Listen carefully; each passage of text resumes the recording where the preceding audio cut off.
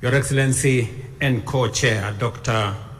Emerson Dambuzo Mnangagwa, Chairperson of SADC and President of the Republic of Zimbabwe, Excellencies, Heads of State and Government of the East African Community and SADC member states, Ministers responsible for Foreign Affairs and External Relations of EAC and SADC, Secretary Generals of SADC and EAC, distinguished delegates, esteemed guests, ladies and gentlemen, I will take this very early opportunity to sincerely thank my dear sister, Excellency Dr. Samia Suluhu Hassan, President of the United Republic of Tanzania, for hosting this joint summit.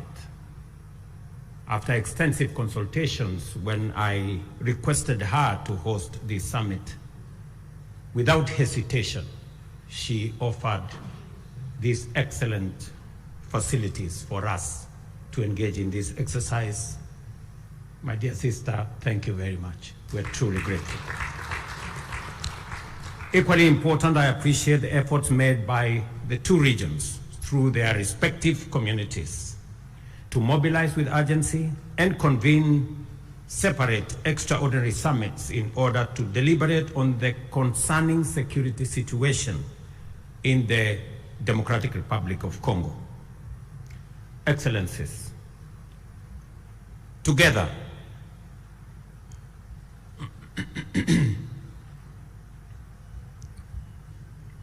we find ourselves standing face to face with a grave and protracted security, diplomatic, and humanitarian crisis in DRC, a situation that demands our immediate, collective, and sustained attention. The East region of DRC has been engulfed in a devastating conflict for over 2 decades now, and this tragedy has claimed thousands of lives, displaced countless civilians, inflicted unbearable suffering and loss, and set back the development momentum of one of the most promising countries in the world.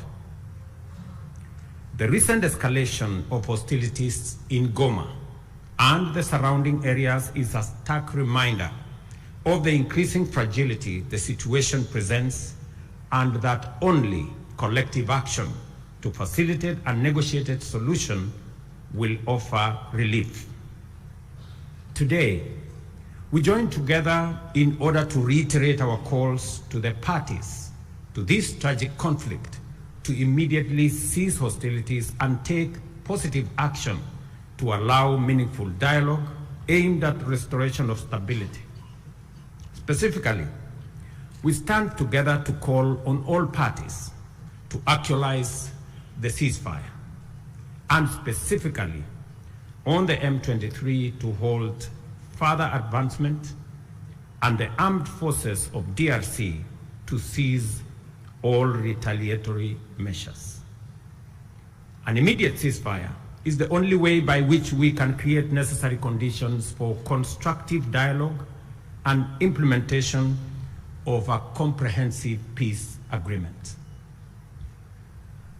As members of the African Union and United Nations, we stand bound by fundamental principles of respect for the territorial integrity and sovereignty of nations and the principle of good neighborliness. These twin principles are the surest safeguards for the realization of peaceful coexistence. Equally, as responsible members of the international community are bound by the obligation to ensure the safety of diplomatic assets, civilians, and personnel, as well as peacekeepers within our countries. The wanton disregard for the sanctity of life, diplomatic missions, and peacekeeping, and peacekeepers as well, is not only a brazen demonstration of lawless and unprincipled pursuit of violent harm and destruction, it is a grave affront to the rules-based international order. Excellencies, our presence here underscores our consensus that the time for action is now.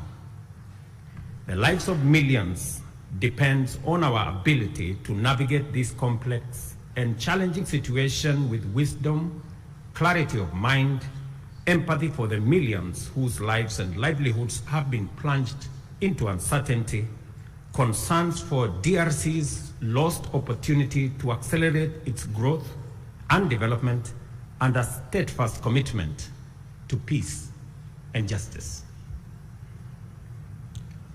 A terrible yet indisputable act is that the humanitarian cost of the conflict in the DRC has been staggering. Millions of civilians have been displaced and many lives under the persistent threat of violence, including sexual and gender-based violence against women and children, and the recruitment of children to take part in combat. We have a historic opportunity to rise to our moral duty of making the protection of civilians our foremost priority, and of taking measures to ensure that the necessary resources and support are provided. For many well-known reasons, the situation in DRC implicates the broader global community. Therefore, we call upon the international community to step up and do its part in supporting regional efforts in delivering for the DRC, and critically collaborating with the government of the DRC to deliver support and security to those most in need. It is clear that the conflict in DRC is complex, delicate, protracted, and involves multiple actors pursuing different interests. The issues at stake span a wide historical, economic, and political spectrum, run back in time for many decades, and spill across national and regional borders.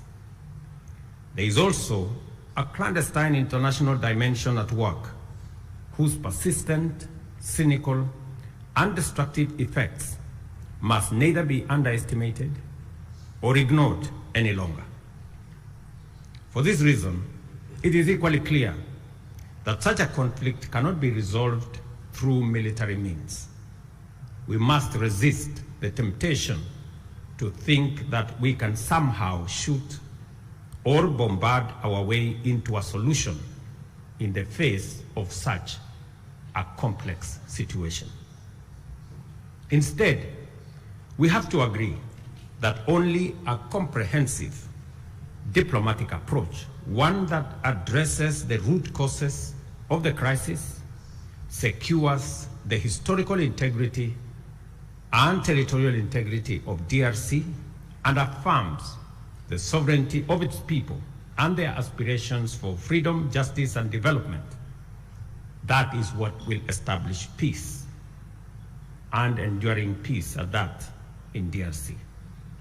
Such an approach must also bring together multiple stakeholders, regional states, international bodies, political organizations, civil society groups, and the Congolese government itself to dialogue and collaborate in order to explore, develop, and implement a lasting solution.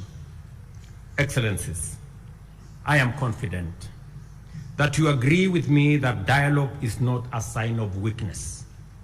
It is a testament to our collective wisdom and strength, both as leaders and as communities. It shows our capacity to articulate issues patiently and clearly, listen to each other, consult comprehensively with a common goal in mind, and negotiate patiently until we reach a better outcome than the bitter results of bloodshed. It is in this spirit that we must encourage all parties to put aside their differences and mobilize for engagement in constructive dialogue aimed at achieving the sustainable solution of conflict by peacefully addressing all underlying issues. I believe that we have a singular opportunity to build on the gains and lessons of Luanda and Nairobi peace processes. We have a historic opportunity as the broader neighborhood of the DRC to mobilize our collective will into a fused, single, and coherent initiative towards the resolution of this complex crisis.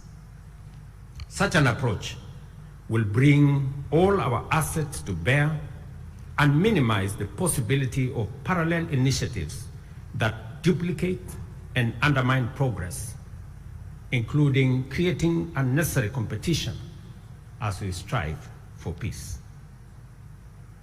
My dear brothers and sisters, this calls for our unwavering political support.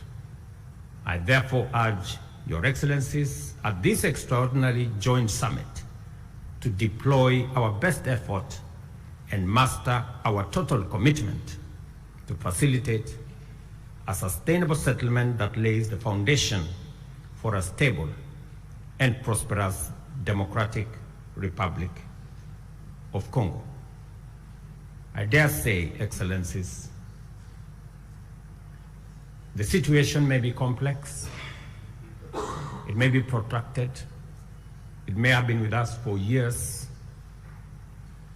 but I believe the situation in the DRC can be solved, should be solved, and must be solved.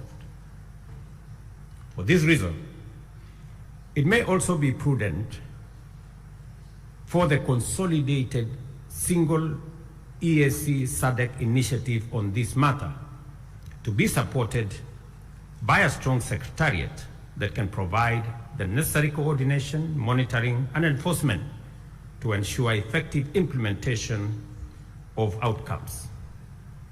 The international community must stand in solidarity with the people of DRC during this time by aligning their support with this initiative. I conclude, Excellencies, by affirming our robust commitment to achieving sustainable peace and development and integration across the region. The security of DRC is essential not only for the stability of the country, but also to the prosperity and cohesion of the entire EAC and SADC. We call upon all parties to prioritize dialogue, cooperation, and above all, the protection of civilian lives. I thank you once again for being able to be here on this very important mission.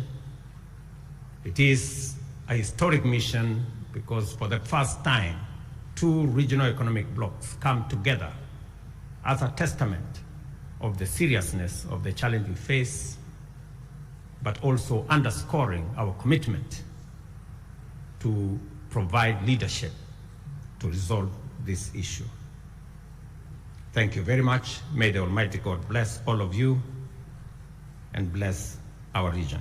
Asanteni sana, merci beaucoup, Mayor Brigato. Thank you very much.